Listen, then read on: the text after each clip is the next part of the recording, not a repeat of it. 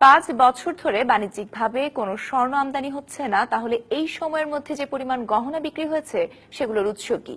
ব্যক্তির কাছ থেকে খুচরা স্বর্ণ কিনে এসব গহনা তৈরি করা হয় বলে ব্যবসায়ীরা জানালেও তাতে সন্তুষ্ট নন শুল্ক গোয়েন্দারা।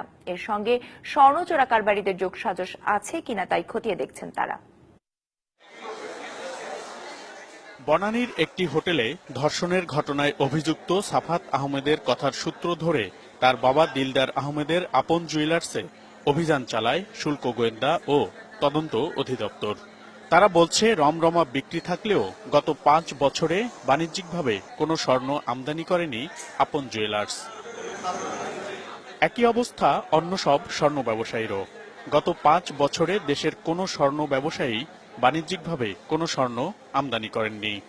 গত 5 বছরের হিসাব নিয়ে দেখেছে বাণিজ্যিকভাবে এলসি খুলে কোনো স্বর্ণ কিন্তু বাংলাদেশে প্রবেশ করেনি। এখন প্রশ্ন আসতে পারে যে তাহলে বাজারে যে স্বর্ণটা দেখা যাচ্ছে এটি কোথায় পাচ্ছে, এটার সোর্স কি?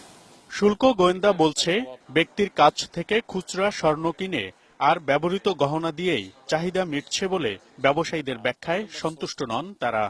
আমাদের দেশে প্রায়শই যেগুলো স্মাগলিং হয়, যেগুলো আমরা ধরছি, সেটার হয়তো একটা অংশ বাজারে প্রবেশ করছে।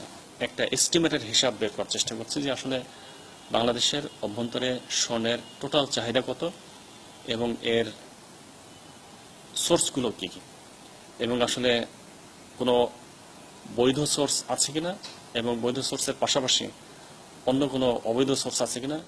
গত 3 বছরে অবৈধভাবে দেশে প্রবেশের সময় কমপক্ষে 3000 কেজি স্বর্ণ ধরা পড়েছে। এসব চোরাকারবারির সাথে ব্যবসায়ীদের যোগসাজশ আছে কিনা তাও খতিয়ে দেখা হচ্ছে। মনিরুল সোহাগ, ডিবিসি নিউজ, ঢাকা।